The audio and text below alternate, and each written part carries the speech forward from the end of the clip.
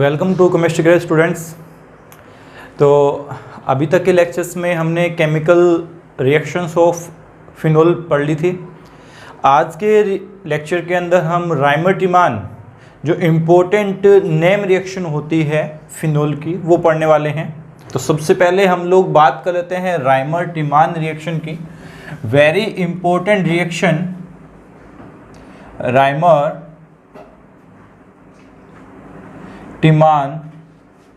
Reaction, very important reaction. ठीक है, ध्यान से समझिएगा। फिनोल की रिएक्शन जब हम क्लोरोफॉर्म के साथ करवाते हैं प्लस KOH की प्रेजेंस में, ठीक है, तो वहां से हमें सैलिसैल्डिहाइड मिलता है। सैलिसैल्डिहाइड, इसे बोलते हैं सैलिसैल्डिहाइड।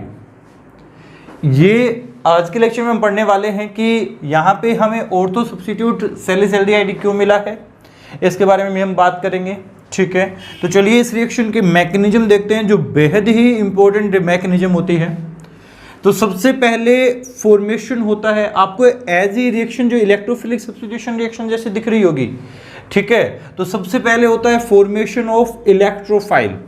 तो जब हम लोग बात करते हैं CHCl3 की, इसकी रिएक्शन जब हम KOH की प्रेजेंस में करवाते हैं, बच्चों जरा ध्यान दीजिए, यहाँ पे जो हमारा हाइड्रोजन है वो अल्फा हाइड्रोजन है। ठीक है, क्योंकि ये अल्फा कार्बन है, इस कार्बन पे 3 क्लोरीन अटैच्ड हैं, तो फिर ये अल्फा कार्बन और ये अल्फा हाइड्रोजन एसिडिक नेचर का होता है, साथ में दिया हुआ है कोई बेस, तो वाटर की फॉर्म में बाहर निकल जाएगा एंड पीछे बच जाएगा आपके पास क्या, CCl3 नेगेटिव।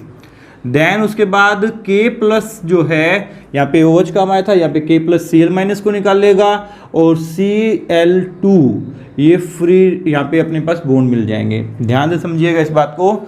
ठीक है, तो यहाँ पे KCl अलग हो गया, ये बनता है कार्बिन। ठीक है, जो यहाँ का होता है इलेक्ट्रोफाइल। ये इलेक्ट्रोफाइल कैसे है मैं आपको ये भी समझा देता हूँ। यहाँ पे 2 क्लोरीन अटैच्ड हैं, ये देखो इस तरीके से। ठीक है, और ये 2 इलेक्ट्रॉन अटैच्ड हैं। इस कार्बन के पास अभी तक टोटल 6 इलेक्ट्रॉन प्रेजेंट है। देखिएगा 2 2 2 टोटल 6 इलेक्ट्रॉन प्रेजेंट है। तो ये इलेक्ट्रॉन डेफिशिएंट है, और जब कोई इलेक्ट्रॉन डेफिशिएंट होता है तो वो इलेक्ट्रोफाइल की तरह बिहेव करता है। देन उसके बाद आपका जो फिनोल है, फिनोल, ये देखिएगा फिनोल। ठीक है, ये फिनोल जो है वो KOH के प्रेजेंस में फिनोक्साइड आयन में कन्वर्ट हो चुका होगा। मैं कह सकता हूँ ये बात, यस और नो, ये बात हम पहले भी पढ़ चुके हैं। KOH या NaOH की प्रेजेंस में, ठीक है, O नेगेटिव K प्लस में फिनोक्साइड आयन में कन्वर्ट हो चुका है। देन उसके बाद क्या होता है, ध्यान से समझना। देन उसके बाद हमारे पास ये वाले बॉन्ड के इलेक्ट्रॉन इधर आते हैं और ये वाले बॉन्ड के इलेक्ट्रॉन इधर आ जाते हैं। नेगेटिव चार्ज आ गया यहाँ पे। नेगेटिव चार्ज यहाँ पे आने के बाद जरा गौर कीजिए, यहाँ पे डबल बॉन्ड ऑक्सीजन है। ठीक है, यहाँ पे आ गया आपके पास नेगेटिव चार्ज, और ये नेगेटिव चार्ज इस कार्बन, इस CCl2 के पास जाने के लिए तैयार है, क्योंकि ये इलेक्ट्रॉन डेफिशिएंट कंपाउंड है, तो ये इसके ऊपर अटैक कर जाएगा। और इसी के साथ अब ध्यान से समझिएगा अब इस बात को, अब ध्यान से समझो, यहाँ पे Cl जुड़ गया। ठीक है, ये अटैक कर गया। अब देखो जरा, कार्बन को किसी ने इलेक्ट्रॉन दिए, तो कार्बन के पास 6 इलेक्ट्रॉन थे, 1 इलेक्ट्रॉन से और मिल जाएगा, मतलब कोई लेगा, क्योंकि बॉन्ड के इलेक्ट्रॉन 1 इलेक्ट्रॉन हो गए। अब देखो एट प्रेजेंट इसके पास कितने इलेक्ट्रॉन हो गए, एट प्रेजेंट भी इसके पास कितने इलेक्ट्रॉन दिख रहे हैं आपको, 6 इलेक्ट्रॉन दिख रहे होंगे, और यहाँ पे आ जाएगा क्या, नेगेटिव चार्ज। ठीक है, यहाँ पे आ गया आपके पास क्या, नेगेटिव चार्ज। अब ये वाला जो कंपाउंड है ये एरोमेटिक से नॉन एरोमेटिक हो गया, अनस्टेबल हो गया, ये वापस स्टेबिलिटी की तरफ जाना चाहेगा। वापस स्टेबिलिटी की तरफ जाना चाहेगा तो यहाँ प्रेजेंट H+ बॉन्ड के इलेक्ट्रॉन को पीछे छोड़कर यहाँ से जा रहा होगा, उसी टाइम इस नेगेटिव पे अटैक कर जाएगा। जैसे ये बॉन्ड के इलेक्ट्रॉन यहाँ पे आएंगे ये वाले वापस यहाँ चले जाएंगे। दोबारा बता रहा हूँ, इस बात को ध्यान से समझना है। ये H+ जब यहाँ से जाएंगे तो ये इस कार्बन पे अटैक कर जाएंगे, इस पे नेगेटिव चार्ज है। तो देखो जरा, मैं दोबारा आपको बता रहा हूँ यहाँ पे कैसे नेगेटिव चार्ज आया, क्योंकि ये वाला नेगेटिव चार्ज इसने अपने 2 इलेक्ट्रॉन इसको दिए कार्बन को। अब कार्बन के पास 2, 2, 4 और 2, 6 और 2, 8 इलेक्ट्रॉन हो गए। जब भी 8 इलेक्ट्रॉन कार्बन के पास होते हैं वो कार्बन कैसा हो जाता है, कार्ब एनाइन में कन्वर्ट हो जाता है। तो कार्बन के पास तो ऐसे नेगेटिव आया था। अब क्या होता है, ये H+ यहां से जाएंगे क्योंकि इससे ये नॉन एरोमेटिक हो गया ना अब, और नॉन एरोमेटिक हो गया तो अब इसे अपनी एरोमेटिसिटी वापस गेन करनी है, क्योंकि एरोमेटिसिटी ज़्यादा स्टेबलाइज होती है। तो ये एरोमेटिसिटी वापस गेन करने के लिए इस H+ को यहाँ से निकाल देगा और बॉन्ड के इलेक्ट्रॉन वापस इधर आ जाएंगे। बॉन्ड के इलेक्ट्रॉन इधर आएंगे तब ऑक्सीजन वाले बॉन्ड के इलेक्ट्रॉन वापस उस पर चले जाएंगे। तो इस तरीके से क्या बन गया आपके पास, देखो जरा, H+ यहाँ पे वापस आ गया नेगेटिव चार्ज, ये आ गए बॉन्ड के इलेक्ट्रॉन और ये बन गया CH, Cl और Cl। अब आप लोग जानते हैं कि in the presence of KOH nucleophilic substitution reaction जैसा कुछ होगा। ये Cl हटेगा, OH जुड़ जाएगा, ये Cl हटेगा, OH जुड़ जाएगा। तो H+ आपके पास यहाँ पे जो है वो ऑक्सीजन पे तो नेगेटिव चार्ज है और यहाँ पे क्या जुड़ गया, CH, OH एंड फिर से एक OH। एक कार्बन पर 2 OH जो है वो अनस्टेबल होते हैं। यहाँ पे 2 मोलिक्यूल ऑफ KOH यूज किया था, 2 मोलिक्यूल ऑफ KCl यहाँ से निकल गया है। ठीक है, तो 2 अनस्टेबल होते हैं, इस वजह से क्या होगा, वापस एक H2 निकलेगा और पीछे फॉर्मेशन हो जाएगा किसका, पीछे फॉर्मेशन हो जाएगा फिनोक्साइड। ये देखो ऐसा, और ये CH डबल बॉन्ड हो जाएगा ना। अब देखो ये H2 निकल गया तो ये CHO बन गया। अब इसकी रिएक्शन डाइल्यूट किसी भी HCl से करवा दो तो ये क्या बन जाएगा आपके पास, फिनोल वापस बन जाएगा। और यहाँ पे क्या लग गया, CHO लग गया। इसे बोलते हैं सैलिसैल्डिहाइड। तो सैलिसैल्डिहाइड के फॉर्मेशन की ये रिएक्शन होती है राइमर-टिमान रिएक्शन। बहुत ही बेहद इंपॉर्टेंट रिएक्शन है। ठीक है, ध्यान रखना, ये रिएक्शन के मैकेनिज्म बहुत इंपॉर्टेंट है। यहाँ पे मैंने आपको देखिएगा एक एलिमिनेशन बताया है, यहाँ से एलिमिनेशन हुआ और ये वाला कंपाउंड बन गया। यहाँ पे ये जो एलिमिनेशन हुआ है उससे अल्फा अल्फा एलिमिनेशन कहते हैं। मैंने आपको पहले भी कहा था कि मैं आपको राइमर-टिमान रिएक्शन में एलिमिनेशन अल्फा अल्फा के बारे में पढ़ाऊंगा। ठीक है, ये बात हम पहले भी पढ़ चुके हैं। आज तक हमने अल्फा बीटा एलिमिनेशन के बारे में पढ़ा था, आज हमने अल्फा अल्फा एलिमिनेशन भी पढ़ लिया, क्योंकि इसी अल्फा कार्बन से ये Cl हटना है और इसी कार्बन से ये H+ हटना है, तो इसे अल्फा अल्फा एलिमिनेशन भी कहते हैं। तो ये बात हो गई हमारे किसके, ये कंप्लीट हो गया हमारा राइमर-टिमान रिएक्शन। इस रिएक्शन में एक बात ध्यान देने वाली जो थी वो ये थी कि ये जो राइमर-टिमान रिएक्शन में जो प्रोडक्ट बना है वो ऑर्थो प्रोडक्ट बना है। मैं आपसे पहले भी कह चुका हूं, लास्ट लेक्चर में मैंने आपसे कहा था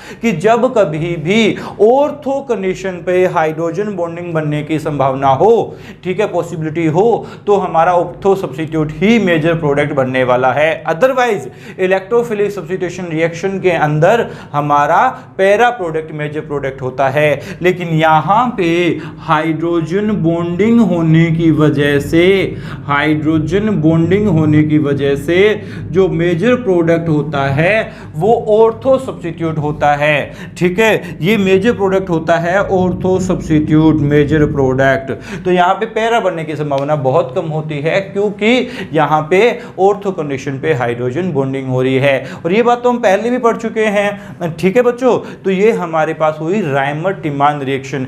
इस राइमर-टिमान रिएक्शन में अगर आप लोग क्लोरोफॉर्म की बजाय, ध्यान से समझना, इस राइमर-टिमान रिएक्शन में क्लोरोफॉर्म की बजाय CCl4 कंसीडर कर लेते हैं एंड KOH कंसीडर करते हैं, तो आपको सैलिसिलिक एसिड मिलता है बच्चों। ध्यान से समझ लीजिएगा, बिल्कुल वही मैकेनिज्म है जो अभी भी पढ़ी थी, दोबारा इस मैकेनिज्म को पढ़ने की जरूरत नहीं है आपको। सबसे पहले यहाँ पे CCl3 लग जाएगा, CCl3 लगने के बाद यहाँ पे वापस से क्या होगा, आपके पास जो हाइड्रोलाइसिस होगा और ये 3 बॉन्ड बन जाएंगे और यहाँ पे बन जाएगा COOH। यहाँ से सैलिसिलिक एसिड का फॉर्मेशन हो जाता है बच्चों, सैलिसिलिक एसिड का फॉर्मेशन। ये बात इंपॉर्टेंट है, ध्यान रखना बच्चों। एंड एक बात और मैं आपको बता दूं कि इसी सैलिसिलिक एसिड जो आपके पास बना है, इस सैलिसिलिक एसिड को रिएक्शन अगर आप लोग इस सैलिसिलिक एसिड की रिएक्शन एसिटिक एनहाइड्राइड के साथ करवा देते हैं, एसिटिक एनहाइड्राइड के साथ इसकी रिएक्शन करवा देते हैं, तो आपके पास बन जाती है एस्प्रिन। क्या बन जाती है? एस्प्रिन का फॉर्मेशन हो जाता है। ये भी एक इम्पोर्टेंट रिएक्शन होती है, ठीक है। एस्प्रिन आप लोग जानते हैं ये बात, एस्प्रिन बन जाती है। एस्प्रिन जो होती है वो पेन रिलीफ होती है, ठीक है, पेन किलर के फॉर्म में यूज की जाती है, ठीक है। अब एक बात यहाँ से आपसे जो लास्ट चैप्टर अपने 12th क्लास का है वो है अपना केमिस्ट्री इन एवरीडे लाइफ, तो वहाँ पे हम एस्प्रिन के बारे में एक बात पढ़ते हैं कि एस्प्रिन को खाली पेट नहीं लेना चाहिए, क्योंकि अगर खाली पेट लेंगे तो एस्प्रिन का जल्दी से इसका हाइड्रोलाइसिस हो जाएगा और एसिड हमें वहाँ से मिलेगा, ठीक है। तो इस वजह से हमें क्या नहीं लेना चाहिए, एस्प्रिन को खाली पेट नहीं लेना चाहिए, जल्दी से इसका हाइड्रोलाइसिस हो जाएगा और एस्प्रिन जो एसिडिटी क्रिएट करेगा, ठीक है। तो यहाँ से ये एस्प्रिन का फॉर्मेशन इस रिएक्शन के थ्रू हो जाता है। वही मैकेनिज्म है जो मैंने आपको पहले एस्टरिफिकेशन सोटेन-बॉमेन रिएक्शन में बताई थी। क्या होगा कि ये वाले बॉन्ड के इलेक्ट्रॉन इधर आएंगे तो इस पे आ गया पॉजिटिव चार्ज, जिसपे पॉजिटिव चार्ज तो ये नेगेटिव इस पे अटैक करेगा, ये नेगेटिव अटैक करने के बाद ये यहाँ से निकल जाएंगे क्योंकि ये अच्छा लिविंग ग्रुप है, ये निकलने के बाद ये वाले बॉन्ड के इलेक्ट्रॉन इस पे अटैक करेंगे। तो ये वाले सारे इसके मैकेनिज्म जो मैं आपसे पहले भी डिस्कस कर चुका हूं, ठीक है। तो ये हमारी हो गई राइमर-टिमान रिएक्शन, और राइमर-टिमान रिएक्शन के थ्रू हम लोगों ने सैलिसल्डिहाइड बना लिया और सैलिसिलिक एसिड बना लिया है, ठीक है। और सैलिसिलिक एसिड के बाद हम उससे एस्प्रिन का फॉर्मेशन भी कर सकते हैं। तो चलिए इस पे क्वेश्चन देख लेते हैं हम लोग। सपोज दैट ये वाला क्वेश्चन हमें दिया हुआ हो और हमसे इसका प्रोडक्ट पूछ लिया जाए CHCl3KOH की प्रेजेंस में, तो क्या होना चाहिए इसका प्रोडक्ट, आप लोग बताएंगे मुझे। तो देखिए 1 मिनट के लिए आप सोचिए यहाँ पे कि जब मैं इस CCl2 को अटैक करवाऊंगा तो उसका अटैक पॉसिबल होता था उसके ऑर्थो कंडीशन पे। ऑर्थो कंडीशन पे पहले से कोई बैठा है, सर ऑर्थो कंडीशन तो ये वाली भी है।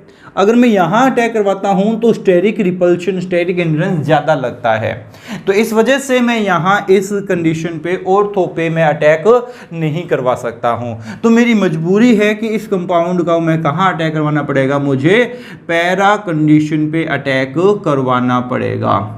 ये मजबूरी है अपनी, ये बात ध्यान रखना बच्चों, ठीक है। अदरवाइज यहाँ से ऑर्थो ही बनता, लेकिन पहले से हमें कोई ऑर्थो सब्स्टिट्यूटेड कंपाउंड दिया हुआ है, उस पे हमें राइमर-टिमान रिएक्शन करवानी है, तो हमारा CHO ग्रुप कहाँ जाके जुड़ेगा, उसके पैरा पे जुड़ेगा, क्योंकि ऑर्थो पे जुड़ नहीं सकता। इस ऑर्थो पे तो क्या है, खुद ग्रुप जुड़ा हुआ ही है।